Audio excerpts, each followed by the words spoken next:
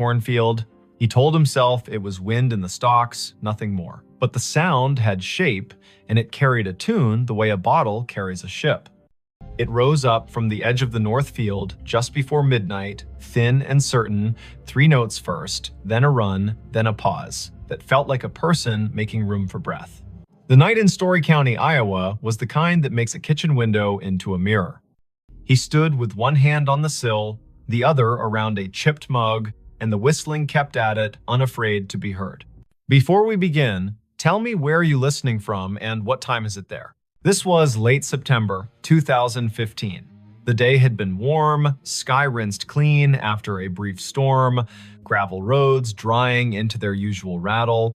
The farm sat a mile and a half south of Nevada, east of the Skunk River, where it hooks like a lazy elbow. The corn had gone that heavy, dull gold that means the grain is ready and the husks are sick of holding on.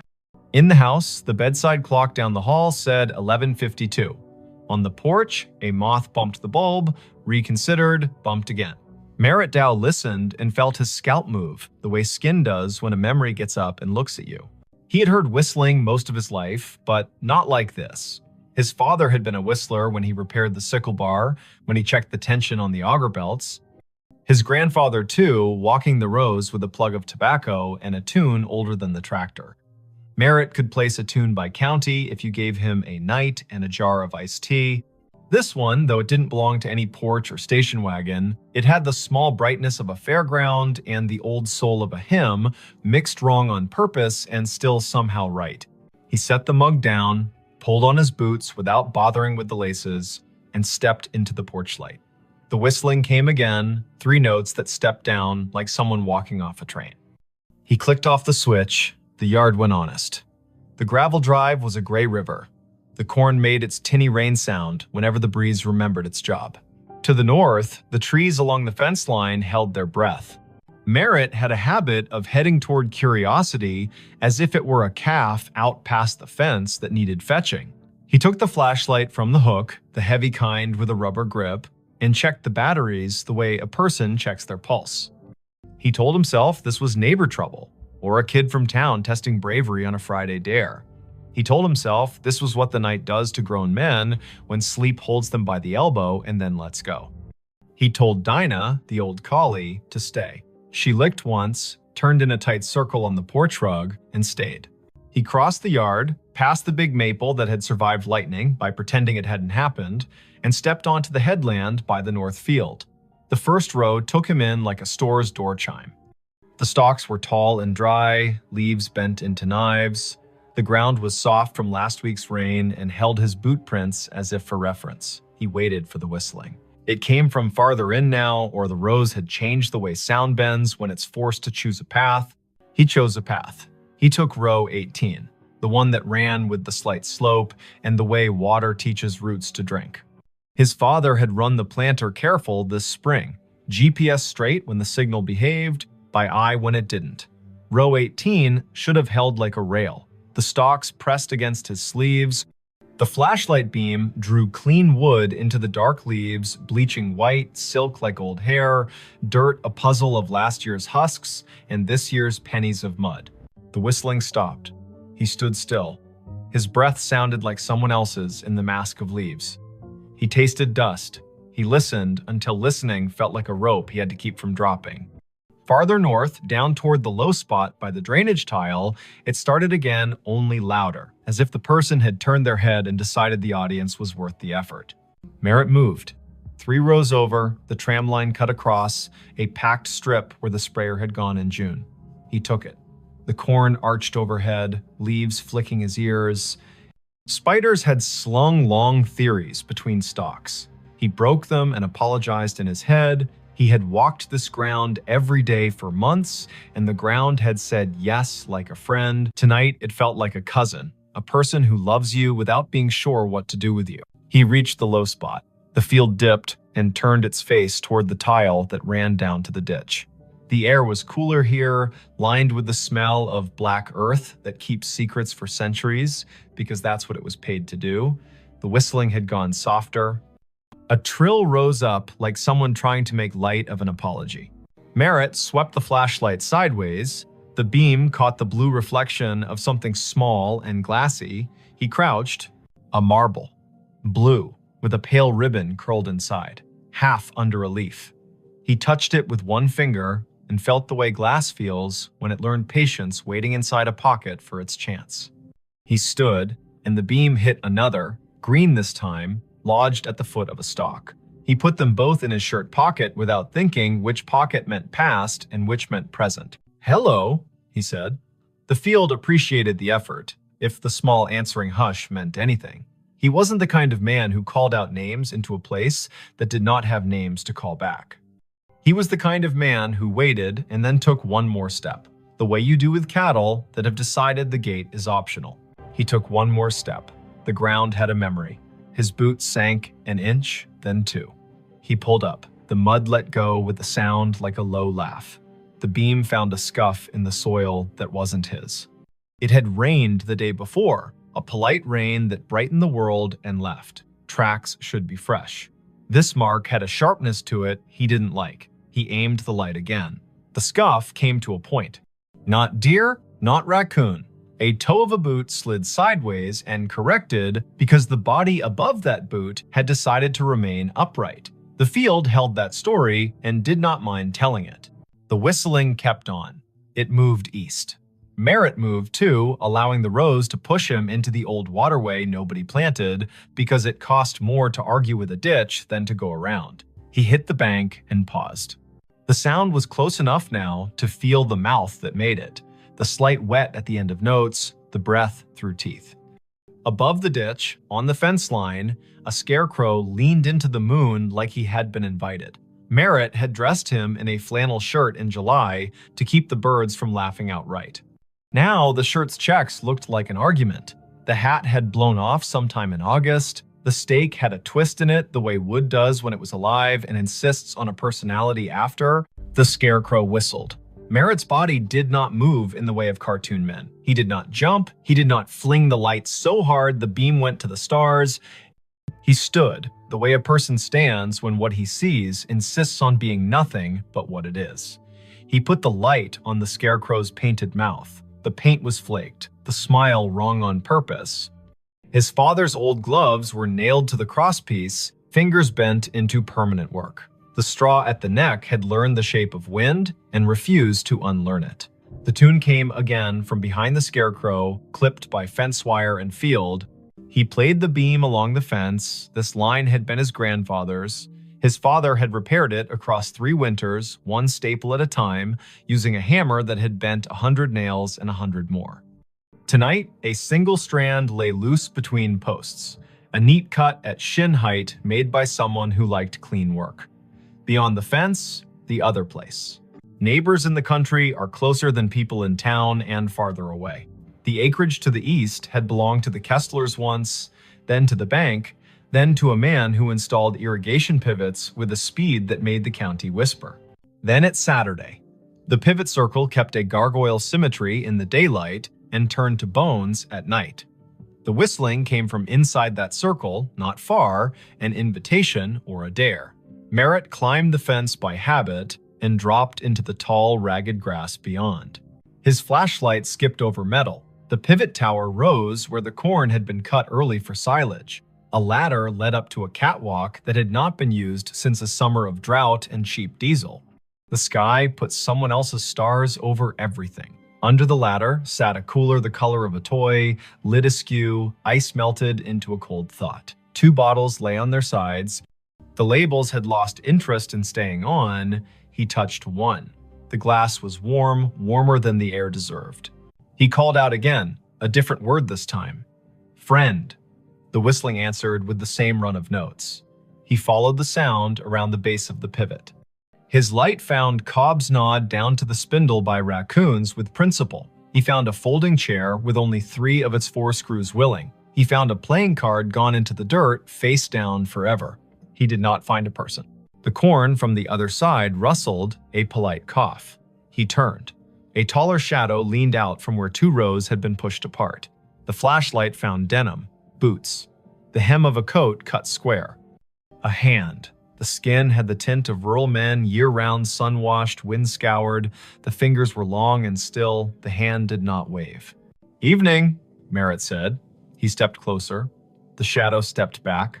The hand slid into the rows, as if hiding from a photograph. The whistling receded down an aisle of stalks, clean and straight as a hallway. He went after it. Later, he would say he never chose to follow, and he would not count that as a lie. The rows insisted. The sound invited. The night did what it always does when a person leaves a safe light and enters a place built to fit bodies only one at a time. It made a mouth and decided whether to swallow or to speak. The field spoke directions in leaves. He followed until the path tried to teach him regret, and his feet refused to be taught. At the heart of the pivot circle, the ground sank another foot. He stumbled once, caught himself against a stalk so dry it cut his palm in a clean straight line. He swore, quietly, with vowels only. The whistling had slowed. It drew out a single note and hung it in the air as if asking him to name it. He named it Unkind. He turned off the flashlight. Dark held him like water does when you slide under and open your eyes. The field went black, then not. The sky had its thin light, the stars arranged their patient omissions. The rows were no longer alleyways, exactly. They were sentences. A breeze moved through and added commas. He stepped forward into a word, then another.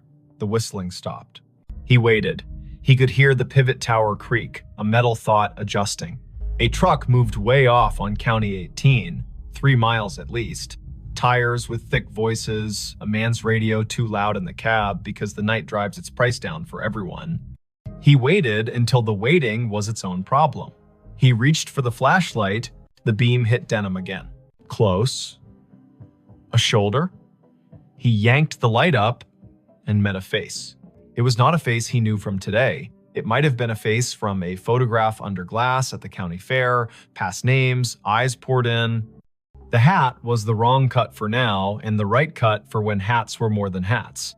The eyes adjusted to light with the slow patience of a barn cat in a doorway. The mouth held a shape that wasn't a smile and wasn't what comes later. The cheeks were hollowed in, the way working men's cheeks sag when they finally let the day have them. "Don't," the man said, not loud. He lifted one finger the way a teacher does when she'd rather not get stern. "Don't shine." Merritt lowered the beam to the man's chest. The denim had a tag that read, "Kessler in faded thread," as if a mother had stitched it when mud was the usual weather. The man nodded, brief. He put 2 fingers to his mouth and whistled the run again. The note slid under the leaves and came back altered by straw and distance. "Had to see if you'd come," the man said. He did not offer his name. He did not ask Merritt's. The field did the introductions it believed in.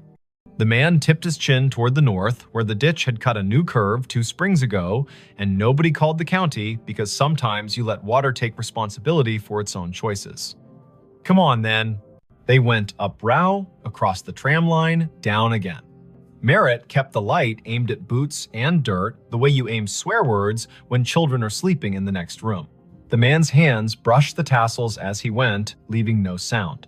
The field learned him and forgot Merritt in the same breath.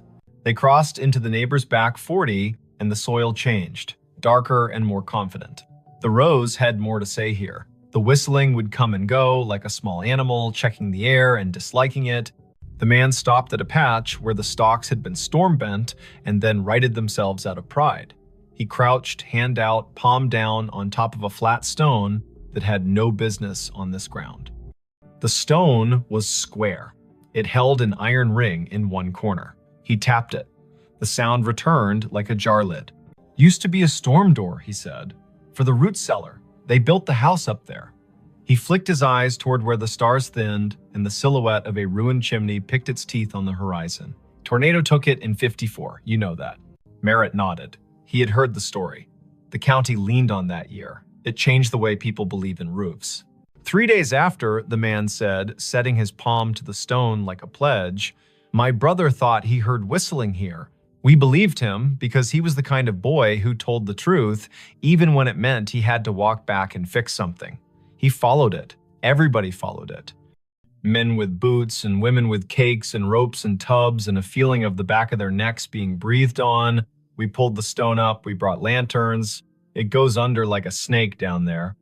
The cellar does. We didn't find anyone. No boy, no breath. Just apples rolling, because that's what they do when people die. Things keep their job anyway. We closed it back up. Weather put a shoulder on it. And now, he stopped. The whistling came, this time from under their feet. It rose up through the stone like a trick, thin and mean and a little proud, a tune that went square, then wandered off the edge. The iron ring shook against its socket with a burr. Merritt felt the hair along his forearms ask for a vote. Now, the man said, it calls people here when it's time. He put his hand on the ring. I'm tired of it calling people here who are not me. He lifted. It did not rise much. The hinge had rusted itself into religion. The man looked at Merritt, not pleading, exactly, not persuading. He looked like a person offering you the end of a sentence the world has been running too long. Merritt set the flashlight down on its base and got his fingers under the corner. The stone was heavy-hearted, more weight than mass, the kind of weight that comes from being asked to hold back a story. They lifted together. It rose an inch, then two. It settled on a ridge of broken brick. The smell answered before the dark did. Apples, old and bitter, work that had gone on without supervision. Cold earth that had kept promises by crushing them. A draft moved across Merritt's knuckles. It took his body down a list to be sure each part remembered what stand means. The whistling ran up inside the gap and out. It had volume now. It wished it had a throat. It would have stopped if someone had blessed the night right then and said, go on to sleep. No one blessed the night. Merritt and the man held the stone a second longer, then eased it down onto a stick propped like a tired knee. The gap held. The dark inside threw itself at their eyes and bounced back, patient. They did not aim the flashlight in, the man would not have it, and Merritt knew enough to trust someone who belonged to a place this much. They listened instead. The whistling ran its tune twice, then twice again, and each time the final note sagged, as if asking someone to let it lie. Why me? Merritt asked. He wasn't offended by the question. He wanted a reason that could wear a hat. You were the one who heard it honest, the man said. You stayed at the edge of your field as long as you could and still came. Some men run because they want a story to tell about themselves. You came because you wanted to know who to go fetch. Merritt shoved down the part of himself that softened at that. He bent, slid his hand into the gap until his fingertips touched the dirt at the lip. It was cool, the way a basement never loses January. He searched by hand, careful for glass. Nothing but pebbles and the slow grind of last century's lessons. The whistling faltered. It shortened itself and became 3 notes, those 3 notes he had heard at the kitchen window, the 3 his father had bent into the radio between ballgame innings, the 3 his grandfather had used to call a dog that never needed calling. He withdrew his hand and stood. The man had his head down, listening as if his bones were the receiving equipment. He began to hum, not the tune, but a harmony low and uninsistent. The whistling slowed. The cellar air came up wetter than before, fouled for a second by something like breath, and then clean. The whistling stopped. They waited a full minute, then another. Merritt counted, slow, as if a child in a tent had asked him to promise monsters were on vacation. The ground under the stone was a fact again. The man let his harmony stop, the notes settling like a bird on a line, and then choosing not to stay. He knelt and pulled the stick, and the stone met its ledge with a sound like a chest closing. Sometimes, the man said into the calm, it wanted an argument. Sometimes it wanted somebody from back then to say his name and make a promise. It wanted a mother crying on the dirt. It wanted men with rope because rope makes everyone feel helpful. Not tonight. Tonight you came and you didn't carry any of that. You just listened harder than the field wants you to. That's enough. They stood together in the rows until the night got bored with them and went to do what the night does in other places. The pivot sighed and remembered it had bearings, not opinions. The ditch water moved on its way, not fast, not slow, never wrong. A coyote put a sentence into the air and another answered, and both sentences agreed to end where they did. The man tipped the brim of a hat he wasn't wearing and turned back into the corn. His boots made no more sound than a thought that knows its limit. Merritt found his way to his own side of the fence. The cut strand had not healed. Fences need hands. He climbed and dropped into dirt he had paid for with 3.5 decades of rain and frugal Sundays. The scarecrow leaned the same way. His flashlight picked out a nail that had worked proud where a glove met wood. He tapped it back in with the handle, the small sound a hope. On the porch, Dinah lifted her head and thumped her tail twice. He sat on the steps and watched the sky unspool its last thin silk. The clock over the stove in the kitchen read 1:42. A local freight passed through town without asking anyone's opinion. The night had its usual old chair smell. Merritt took the marbles from his pocket and rolled them in his palm. He did not take them in the house. He set them on the porch rail, 2 small moons that decided to belong to weather again. He slept in the chair by the door with the light over the sink left on because he was still old enough to do what his father had done and still young enough to want a reason for it. In the morning, his neighbor from across County 18 pulled into the drive with the casual angle of men who do not use turn signals because everybody already knows where they're going. Otho Vale had the kind of face that had learned to tolerate sunlight and other people's plans. He stepped out, looked toward the north field, then at the porch where the marbles caught the first slant. He paused. "Thought I heard it last night," Otho said, as if they'd been in the same dream and had already agreed on the parts to keep. "I didn't come. I was afraid if I went, I'd bring the wrong thing with me. You go." "I went," Merritt said. He poured coffee into a cup that had chipped the day his daughter drove away, with her car full and her eyes wider than they had any right to be. He handed the cup down. "There's a stone out there. You know it." Otho nodded. "Been there longer than you and me combined. Some things are a door, and some things are the breath you take before you knock." They sat without sitting, Otho leaning on the post, Merritt half on, half off the iron chair that had belonged to his wife's aunt, and squeaked like the first word of gossip. The morning took the night apart and put it away neatly. The field did what fields do after an event. It pretended nothing had happened and invited you to harvest. By 10, the co-op truck rumbled up, the driver wearing the resigned cheer of a man who deals in averages for a living.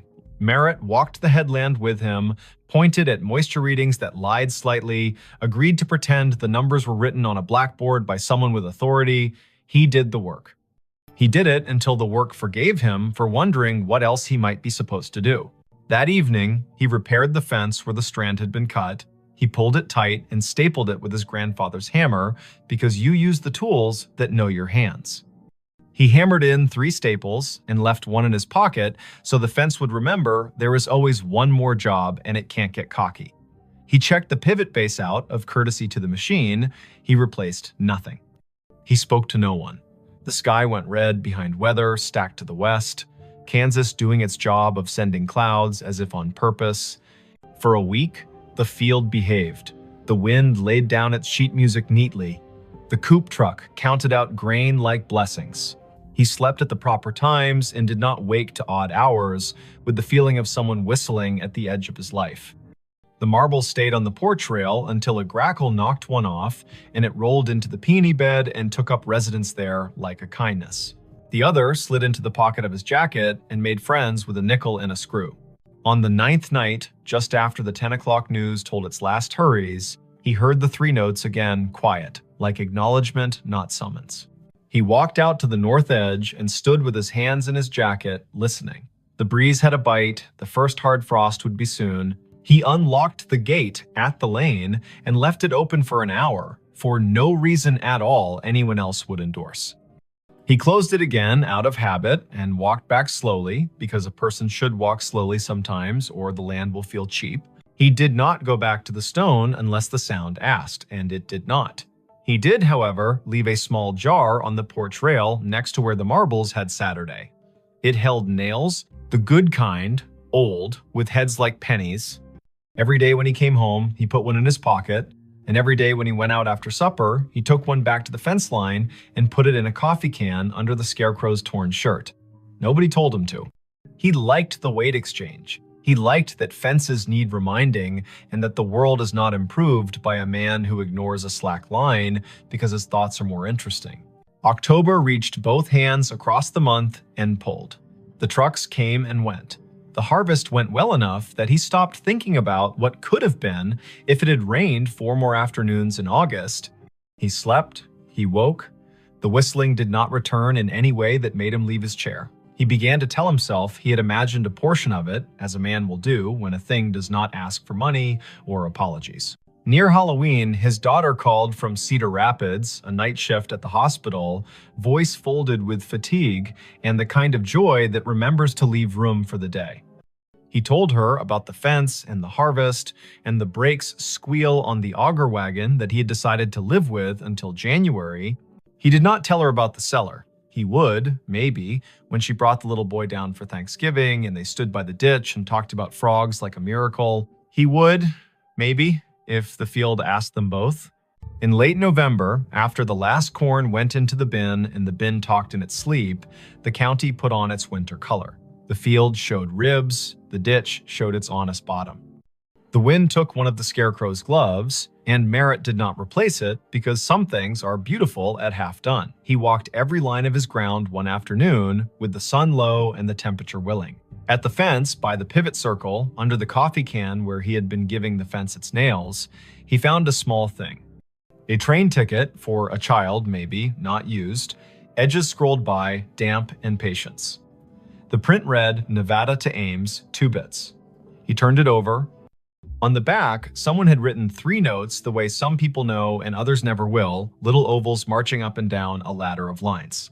The ink had migrated slightly into the paper, the way memories do in older heads. He put the ticket in his pocket with the nickel and the screw and the marble that had refused the peony bed. He looked toward the stone without moving his face much, because a person does not want to give a field reason to brag. He said thank you into his jacket as if the cloth were a helper. He walked home. Winter did what it does. It scoured the county down to the essentials. It made the roads into suggestions and the kitchen into a chapel. It put the sound of the furnace into his bones and the number of snow shovels in the garage into a bigger argument than necessary. The whistling came once or twice in a blow that turned the mailbox into a hooded thing, and when it did, he stood at the window and let it be. The way you let a neighbor sing one verse of a song you only half like because he is your neighbor, and you hope the reverse is also true. When spring returned, hesitant and then reckless, he walked out to the stone once in daylight. He stood there like a person does when he's about to open a letter he has already read. He put his hand on the iron ring, and the ring chose not to move. He felt only cool metal and the idea of a door. He said the name of the boy he thought must have once practiced whistling there, not loud, not soft. He thanked the man with the Kessler tag for nothing and for everything. He went home and planted, because that is the part of the story a farm writes to remind itself the ending belongs to the ground and the beginning belongs to the same. If you ever hear 3 notes carry clean from a field at midnight, and you are the kind of person who can tell the difference between wind and a message, remember this. The first step into the rose is a promise. Don't make it if you intend to perform yourself for the dark.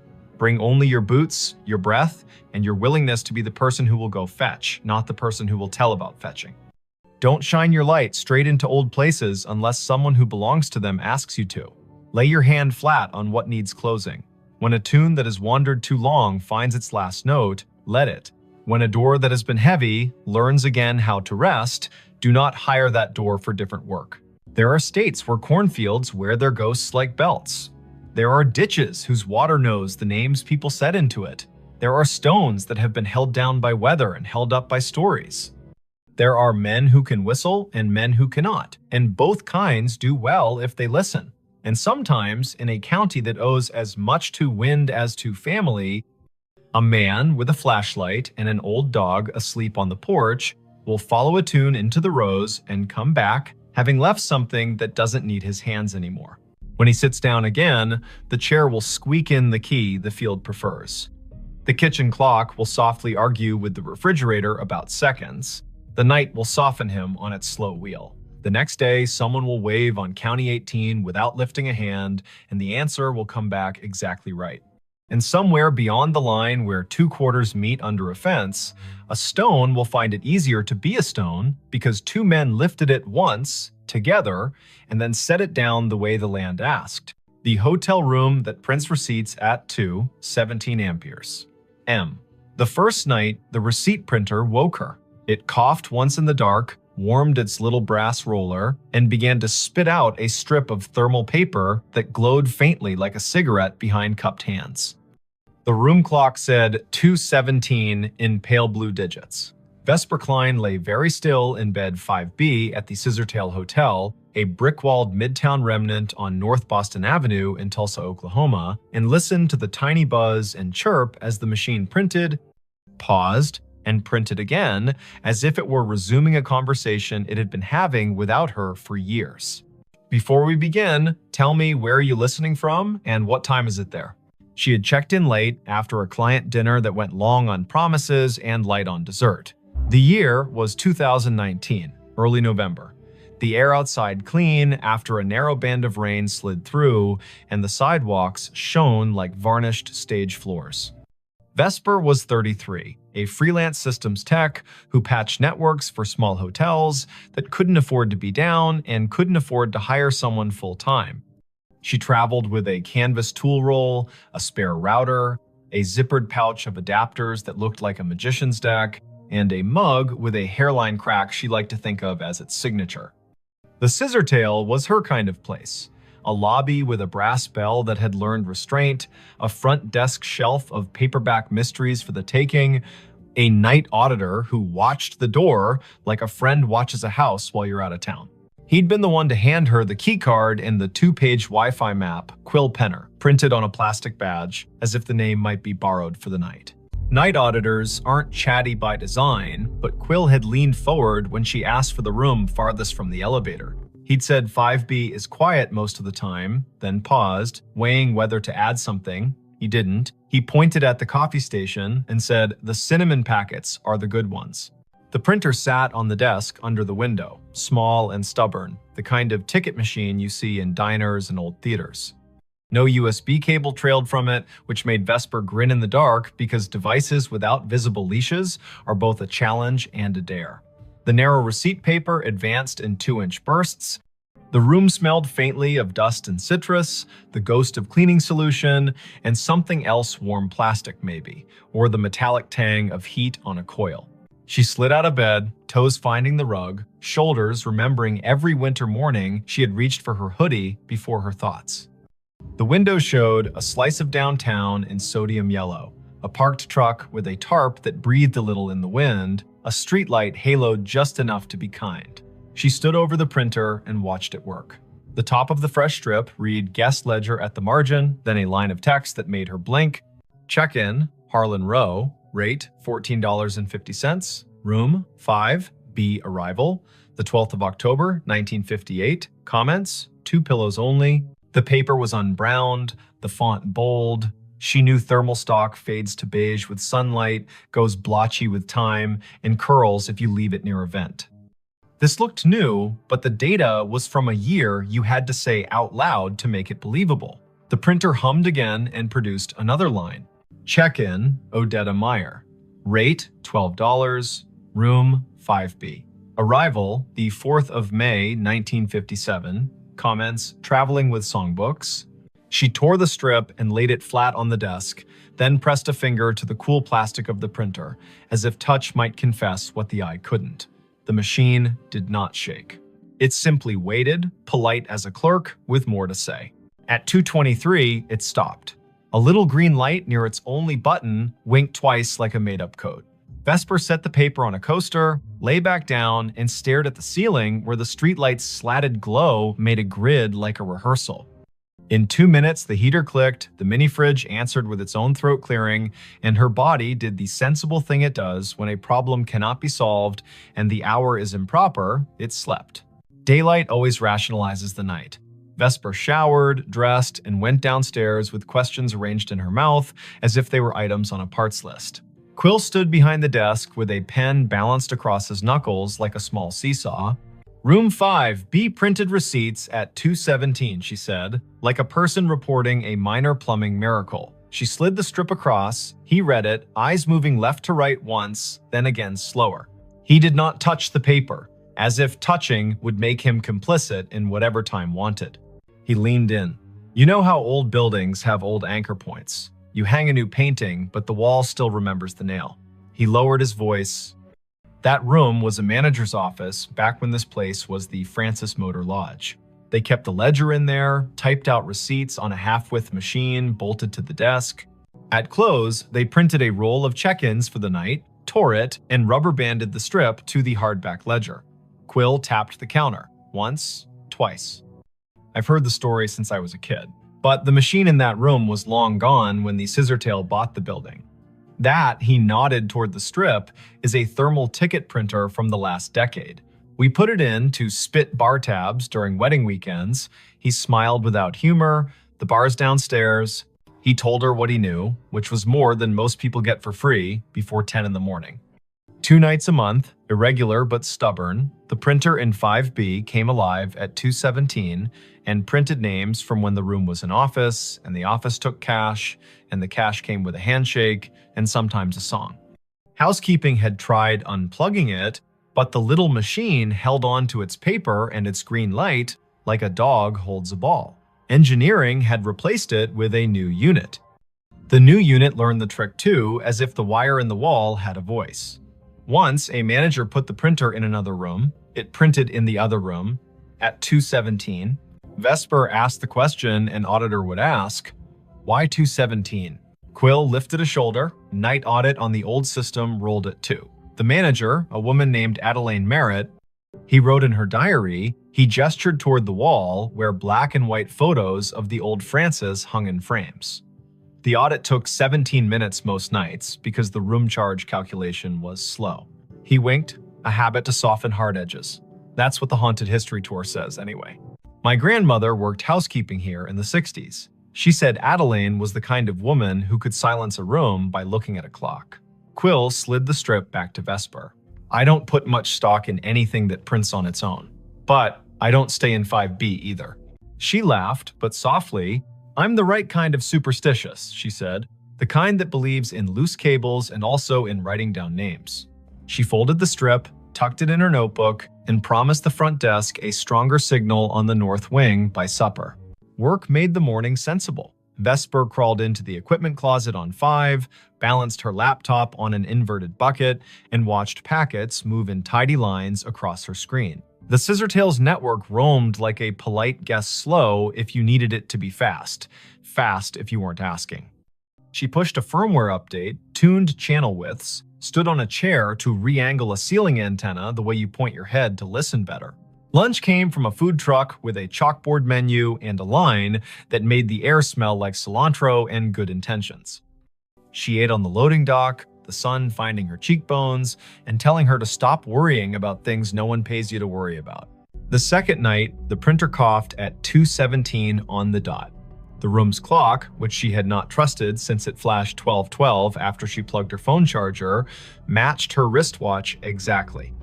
The printed strip listed names again, 5 this time, each with a rate that made the era plain.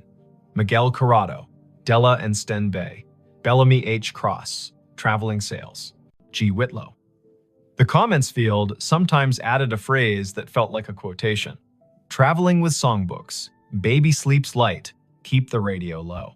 She tore the strip and laid it beside the previous one.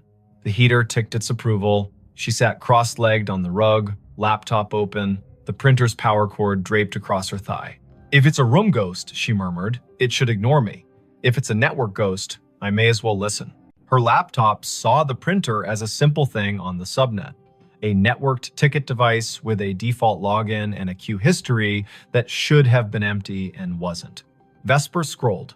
A job log rolling back months logged exactly 2 entries each night with the flag source, Legacy. Someone had written a silly little module into the Scissortails aging property management system, a module that echoed old file structures for nostalgia tours during October. She'd seen that kind of thing done for fun. But this module contained descriptors she didn't recognize. Ledger spool, carriage return key, ribbon jam. These were words from a different machine. The audit program triggered at 2. The ghost queue called itself at 2:17. She checked where it pointed. The path wasn't a path, it was a device ID that didn't match any modern naming scheme. She pinged the device. No answer. She traced the MAC. The vendor code came back to a company that died before the internet had central registration. That made her skin feel too tight. In the morning, white coffee cups clacked, and the lobby television played low, the weatherwoman pointing at a band of storms where storms like to form. Vesper asked Quill if there were schematics for the old building. He pointed to the office behind the desk. Ground plan framed on the wall. Maybe useful. The hotel had been 2 buildings stitched at the seam. The Francis Motor Lodge on the east, a narrower annex that used to be a savings bank on the west, joined by a flyover corridor at 3 and a clumsy arch at 5. Room 5B sat where the old bank manager's office once had been, according to a penciled note at the edge of the plan. There, a scrawl, printer niche, in lighter pencil, spare line to basement. Quill warmed to the problem the way night auditors do when daylight invites them to be citizens. He called maintenance. A man named Orson arrived in a polo with his name stitched in blue and a toolbox that had its own opinions. Together, they moved the desk in 5B 6 inches and then 3 and exposed a painted-over conduit hole at the baseboard with a thumb-width chase running down into the wall. Orson whistled between his teeth. "That's no Romex. That's armored cable from a generation that believed steel could keep time." He tapped the baseboard with the handle of his screwdriver. It answered with the hollow ring of an old closet. In the basement, they found the closet where the spare line went to not exactly die. The air was colder down there, humid the way the past is humid. A metal cabinet stood against the wall, padlocked, a gray panel humming like a neighbor practicing scales. Orson tested the lock with a pick he swore he hadn't lost. The door swung open.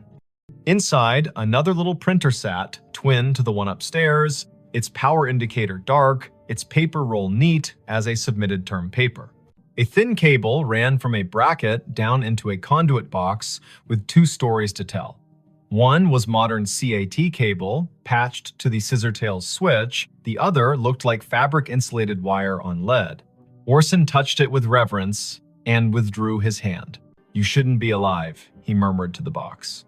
Then he turned to Vesper. "Want me to pull the breaker for this room tonight at 2:15? See if it stops." She shook her head before she quite knew why. The motion felt rude. "Let me listen once more," she said. "Then, if it's a loop, we cut it." The third night, nothing is supposed to happen. Patterns prefer 3 as a way to make you distrust them. Vesper made tea in the room kettle with the cinnamon packet Quill had sworn by. She texted her brother a photo of the printer and a caption that read, "Haunted Bar Bill." And he sent back the shrug emoji that meant, "I love you, but weirdness is your brand." At 2:17, the printer began, but this time the sound rode a breath of air cold enough to raise her arm's small hairs. She stood close enough for the paper to curl against her knuckles and read each line as it arrived. Check-in, Adelaine Merritt. Rate, comp, room, 5B. Arrival, the 12th of October, 1958. Comments, night audit. She reached for the strip and her fingers trembled, mildly, like a person handed the microphone at a small funeral. The machine whirred without printing for a count of 6, then resumed, the font just a touch lighter. Check-in, Quince Palmer. Rate, $9.50. Room, 309. Arrival, the 12th of October, 1958. Comments, meeting at dawn. The room held its usual choir, fridge, heater, hallway, ice machine. 2 turns down, but behind it all, she heard a soft clicking. Not printer, not clock. Keys. The slow press and release of typewriter keys. Somewhere not in the room and not far enough away. She froze, because freezing is a way of letting more senses work. Her body made itself a listening instrument.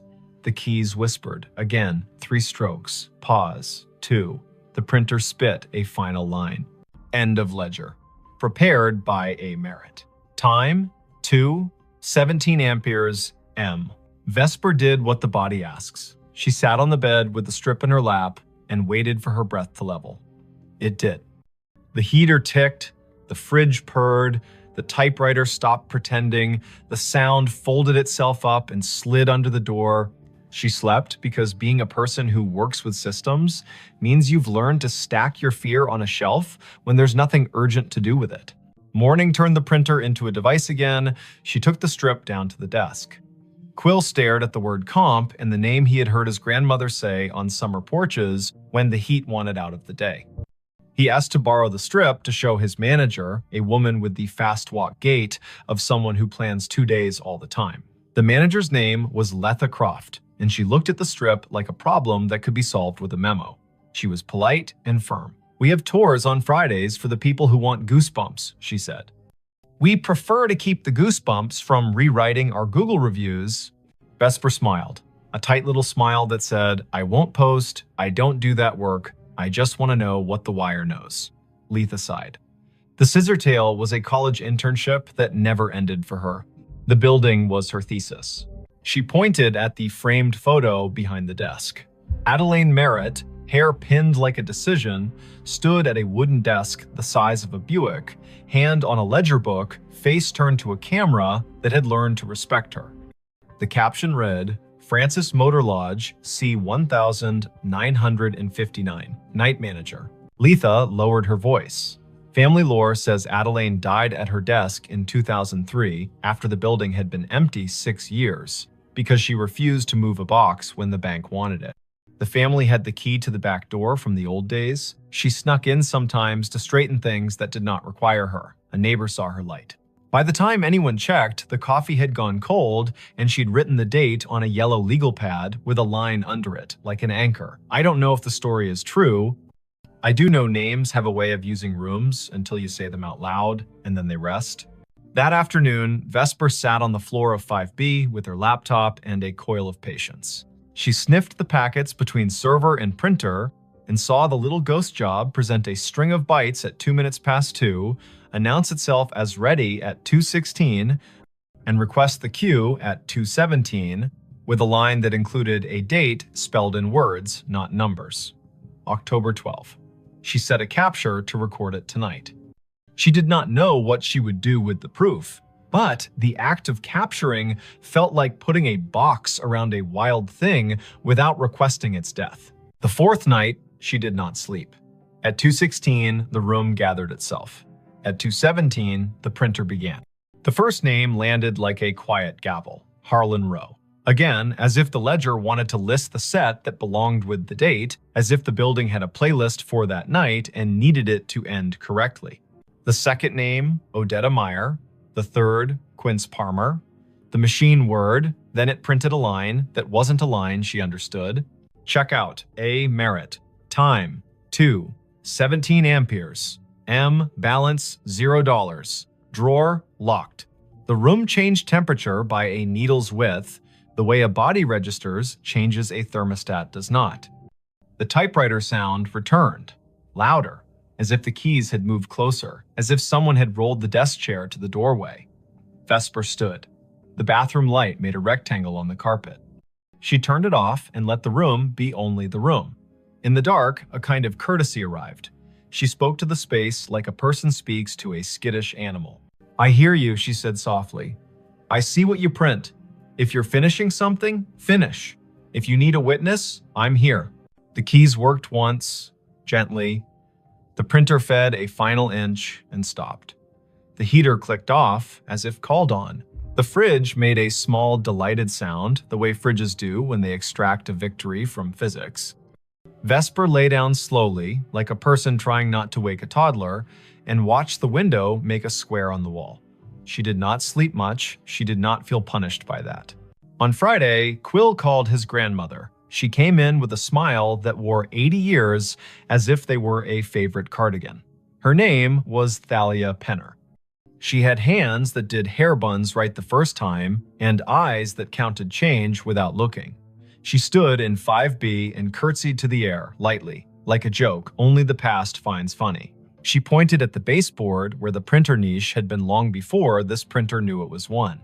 And she told a story the way people in the middle of the country tell them, in straight lines, with pauses for the parts that don't quite behave. Back when the Francis was a stop on the oilfield run, she said, Adelaine kept books for men who couldn't read receipts and kept rooms for women who didn't need to be asked why they traveled alone. She printed the audit every night, tore the strip, tucked it under the ledger ribbon, and locked the drawer. Her niece said she was proud of how long she could do the math in her headroom tax, city tax, discount for the flood man whose boots never dried. When the hotel closed in 1997, Adelaine kept a key. In 2003, she came in one last time to make the numbers even. She wrote the date, she drew a line. She put her hand to her chest like she was looking for a pen and fell as neat as folding a shirt. The firemen took 10 minutes to arrive. I put flowers on the door, and then the bank put a new lock on the door, and then time put dust on the lock and years on us all. Thalia reached out and touched the printer as if it were the hem of a dress in a department store window. Adelaine believed in drawers that closed, she said. It sounds like over again at 2:17, she gets to do that part, finish the roll, tuck it in, say goodnight to accounts. She is the kind of woman who would find that worth doing. Vesper spent Saturday building a workaround that no manager had asked for and no ghost could be fooled by. She pre-programmed a rule in the printer's network profile. At 2:16, the device would capture its own print job to a text buffer and email it to a special address she made for the Scissortail historian. Proof for people, paper for the room. At 2:15, she and Orson stood in the basement closet like two burglars having second thoughts. Orson touched the breaker switch. He looked at her. She did not nod. He did not flip it. Upstairs in 5B, the printer coughed, purred, and worked. Down here, the old gray panel vibrated, soft as sleep. At 2:20, Vesper's email pinged her phone with a single message. Subject, ledger. Body, 3 lines. Names, rates, the comp, the sign-off. Prepared by A. Merritt. Time, 2:17 amperes. M. She did not sleep that night. She didn't mind. She lay on the bed, hands behind her head, and watched the room recede from what rooms are in daylight containers, shelves, angles, and become what rooms are when you let them be churches. Limits, repetition, silence between notes. She thought about drawers, about the way her work was mostly closing things in the right order so strangers could open them and recognize what they saw.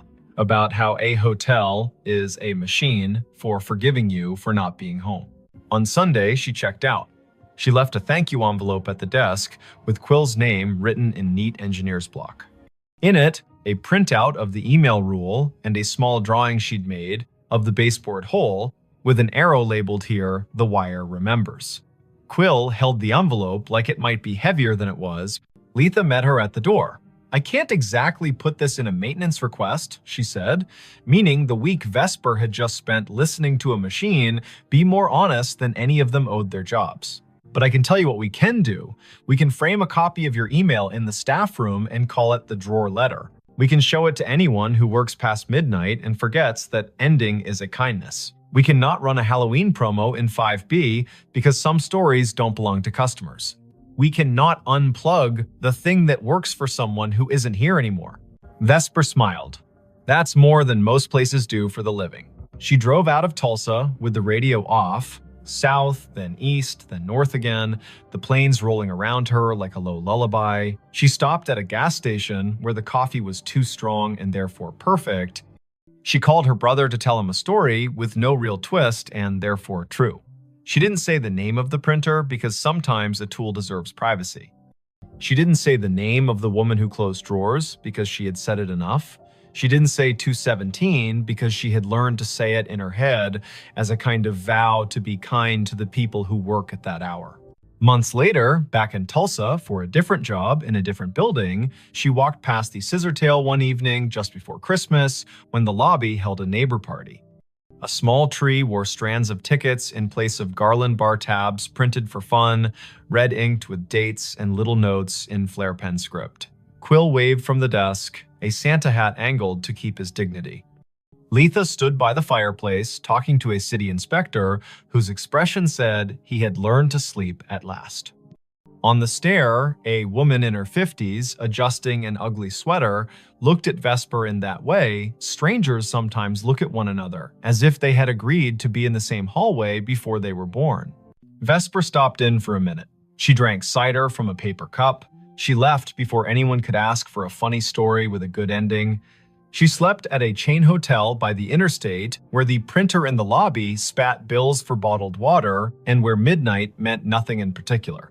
At 2:17, she woke and smiled at the ceiling, not because any machine had called to her, but because she had trained her body to stand witness for a time that belongs to other people. She poured water into a glass and listened to the small sound it made when it met the bottom, hollow turning to full. She said the name she had been given as if returning a borrowed book. She slept again. If you ever find yourself in a hotel room and a device on the desk prints at a time that sounds like a secret, do what Vesper did. Don't yank the cord. Don't film it for the internet like proof is a currency and this is your chance to spend. Sit up, put your feet on the rug, read the names if names arrive. If you can, make a rule that gives the living something to hold a copy, a note, an email to a person whose job is to remember. Then let the room have its paper. Let the drawer close. Say thank you to the time that isn't yours. The night staff everywhere will feel it like a hand they don't have to see. And if you must know, it goes like this. The little green light winks, the paper unfurls. The names Harlan, Odetta, Quince, Adeline roll by, small and austere and whole. The room changes by a breath, the heater stands down, the fridge on duty hums, the typewriter in the wall or the idea of a typewriter slides one last carriage to the right and returns. The drawer locks. The ledger for that one night balances again. You will not have been asked to fix anything. You will not have been asked to believe. You will have been asked to witness. A job that counts. When dawn smears light along the window, when the city yawns and rolls, when the night auditor hands the keys back to daytime and goes home to sleep in a room with a plant that knows their voice, you will have been part of the smooth that makes this complicated world possible. Somewhere, a printer coughs once more, polite as always, and waits another 24 hours to do what it knows on the dot without apology. If, later, someone asks why a small hotel on North Boston Avenue keeps a finicky old ticket machine in a room that could rent for $2 more without it, you can say this.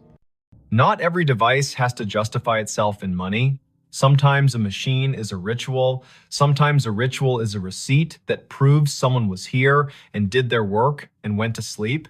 And sometimes, at 2:17 in the morning, a woman who once locked a drawer she loved gets to do it again, which is as reasonable a reason as any you'll hear for anything that persists in this country, shaped by roads, rooms, ledgers, and the soft insistence of people who finish what they start. The call came in on a Tuesday at 4:32 in the afternoon, late October. The sun already sliding behind the Blue Ridge, so the hollows of Shenandoah darkened early. Ranger Aislinn Keats was parked at mile marker 47 of Skyline Drive, just north of the Rapidan turnoff, a paper cup of station coffee cooling in the cup holder, and her radio tuned to the quiet channel they used for backcountry check-ins. The speaker breathed. Static arranged itself into a voice that did not sound like any of her crew. Before we begin, tell me, where are you listening from, and what time is it there? Aislinn turned the volume wheel a notch. Out the windshield, the ridge was drawn in crosshatch, oaks and hickories going copper, the sky a pale thing you could scratch with your nail. The voice came again, precise, as if it were reading off a card.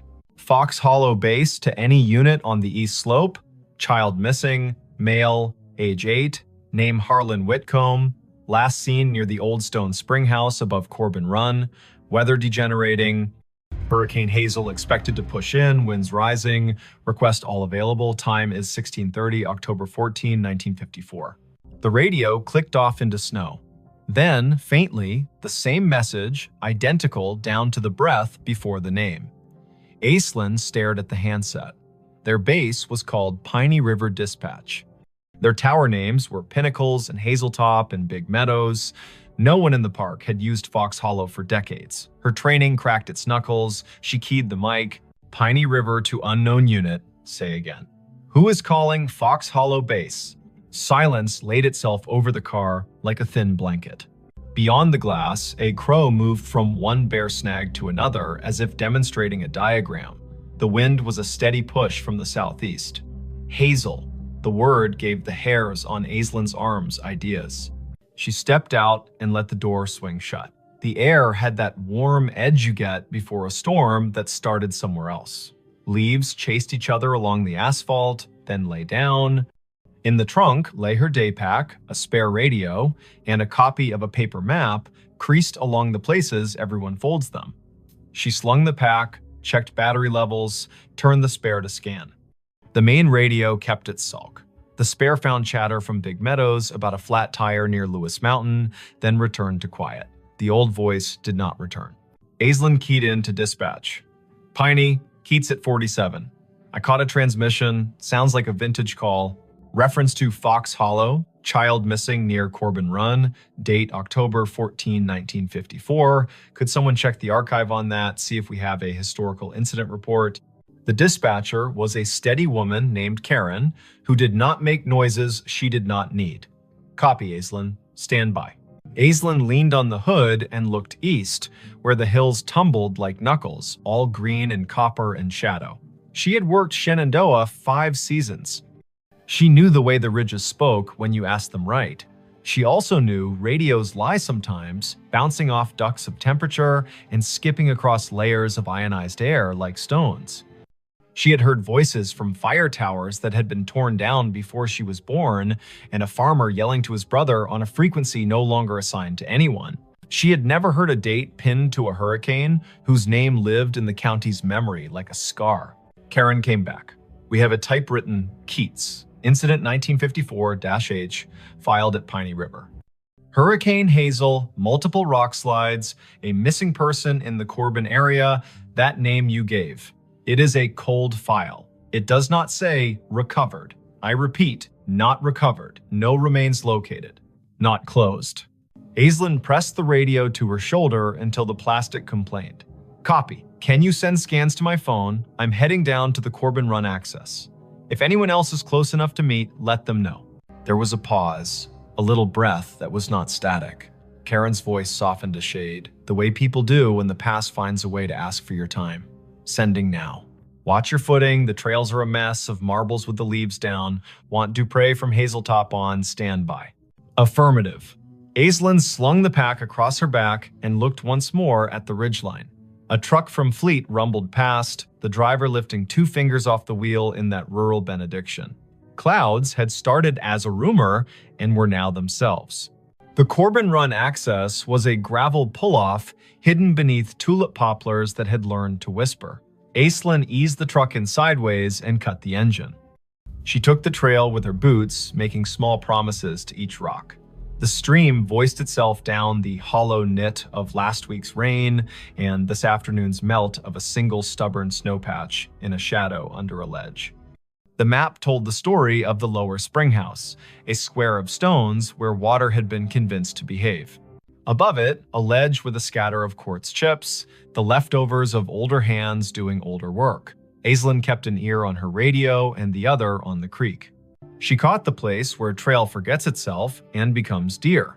She found the old springhouse, its stones asking to be counted. She touched the edge of the low wall with the kind of gentleness reserved for quilts and engines. She did not say the boy's name. The afternoon pulled its shoulders in. The radio breathed again. Same cadence, same careful voice.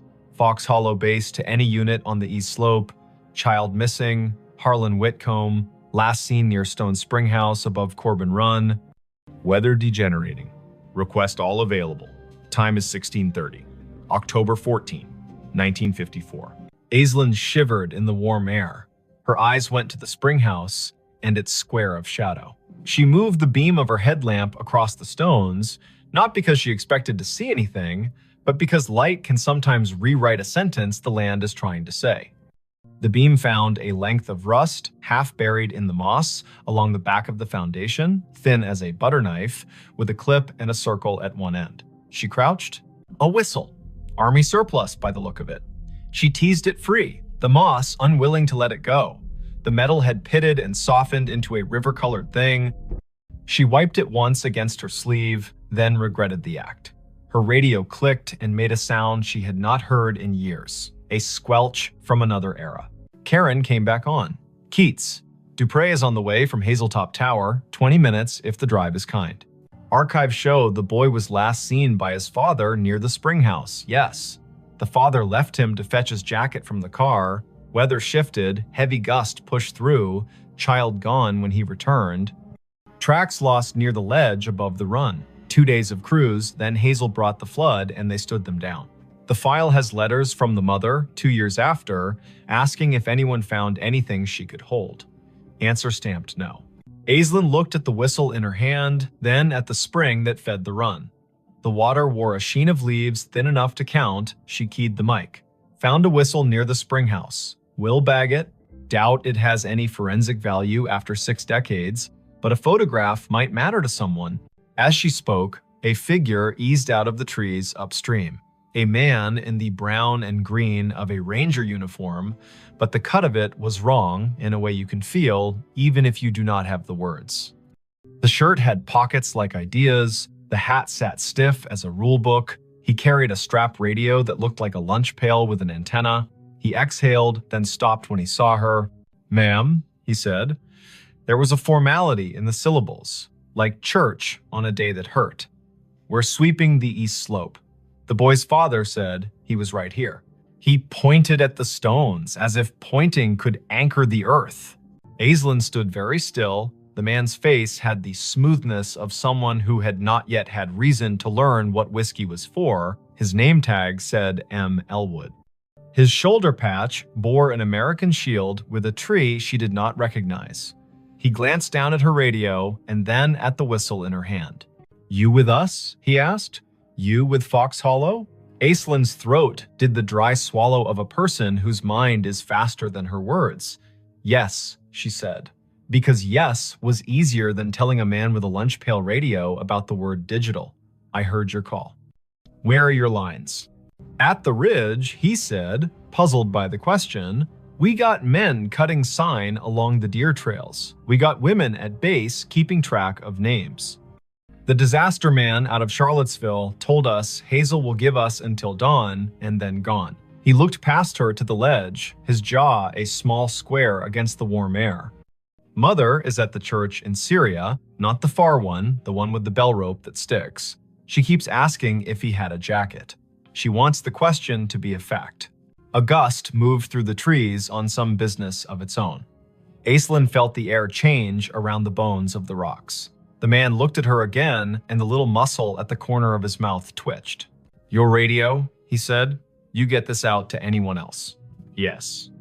"We have a tower at Hazeltop. They know. Someone is coming." "Good," he said softly. Then he put 2 fingers to his brow, an old salute done halfway because distance is difficult to respect when the ground is asking for more of you. He stepped past her, boots exact on the damp leaves, and moved toward the ledge, listening with his face. He put a hand out as if to feel a draft. His outline lightened as if the warm air had decided he belonged to it. The forest made the sound of a coat hem brushed along a pew. He was gone. Aislinn stood, her hands empty now that the whistle had weight inside a bag. She did not call after him because naming a thing makes it pick a room and leave all the others. She climbed the slope above the spring house, careful, testing each foot. The ground showed her where it had let go before. The soil had slumped sometime between 1954 and now a scar that trees had tried to stitch. She scoped along the edge and thought about the father leaving for a jacket, a boy with a whistle and a spring that talks even when wind tells it not to. Dupre's SUV nosed into the pull-off as the last of the light left, and the storm made its speech. Jericho Dupre had shoulders like a doorframe and a way of stepping onto ground as if asking permission. He carried 2 headlamps and a calm that turned wind into a task rather than a threat. "You heard it too," he said, by way of greeting.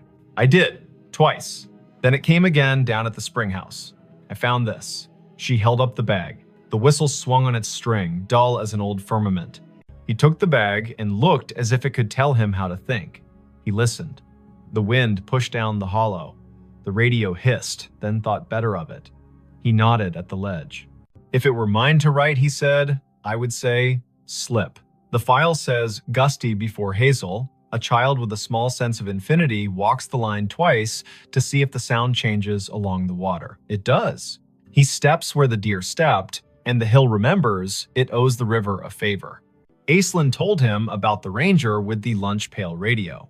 Jericho had been in the park long enough to have a story for everything and to respect none of them fully. Fox Hollow was an unofficial name for the old maintenance yard near Syria in the 50s. He said, the way a person does when they are agreeing with the possibility of a ghost to be polite. There is a cinder pad there with the marks of 4 posts, like a tower. The radios would have been handsets the size of a Bible that could make clouds sound like news. People back then wrote reports thick with nouns. They did not trust adjectives unless a man had bled. He held the bag with the whistle for an extra breath. He set it in his crew pocket. They searched until rain made the ground decide to be a different kind of ground. In light from their headlamps, the trees stood at attention, counseling caution. They ran a short line grid above the ledge, more to be able to say they had used the dark well than because they expected the earth to give up a long-ago truth for free. At 9, the radios called them home before the lightning made the argument personal. Karen met Aislinn at the office with a printout. The file had been scanned, crooked, and the edges were black, where the copier had tried to keep history from fraying. The incident commander's name was printed in a firm hand, M. Elwood. A note in the margin had been added later in pencil. Mother moved to Luray in '67, father deceased, no closure letter sent. The pencil note was signed with a small initial A and a dot. Aislinn slept at the bunkhouse with the radio on her nightstand like a dog. She dreamed that paper flapped along a clothesline strung between trees, and she walked the line, reading every letter, her feet lined up on the rocks of the run, the paper turning to leaves as she read. At 3 in the morning, she woke to the noise a storm makes when it finally accepts its job. The world beyond the window went white, then black, then white again. She turned the volume down to half. She watched the rain write gloss on the sill. The radio stayed quiet. At 10, the day pulled itself together into rags. Aislinn drove down to Luray to a blue house where the porch had a swing, and the swing had 2 cushions that had learned how to be rain. She had a name from the file and a phone number that still worked, to her surprise. A woman in her 80s opened the door with the careful welcome reserved for officials who might be good news or could be kind even if they were not. "I am Aislinn Keats," she said, ranger with Shenandoah. "I am here because a storm pulled a thread and we saw where it ran." The woman corrected her posture and straightened the collar of her cardigan as if a story would take her picture. "My name is Tilda Whitcomb," she said. "We did not know how to leave him there, so we stayed. I have a loaf of banana bread that forgot the raisins on purpose if you are the kind of visitor who does not mind crumbs." Aislinn sat at a round table so clean it looked like a rule. The banana bread was honest, the tea was strong. Tilda put her hand on the tablecloth and kept it there as if the cloth would be steadier if it knew she was not going anywhere. She said the name Harlan like a stake you drive into ground so the tent knows where to stand. "He whistled 3 notes, Tilda said. "The tune the train plays when it comes into Luray, because his father used to take him to the crossing, and they would wave at the men who stand like saints. 3 notes, and then he would laugh, because he was practiced at laughing. The wind took the notes and did not give them back.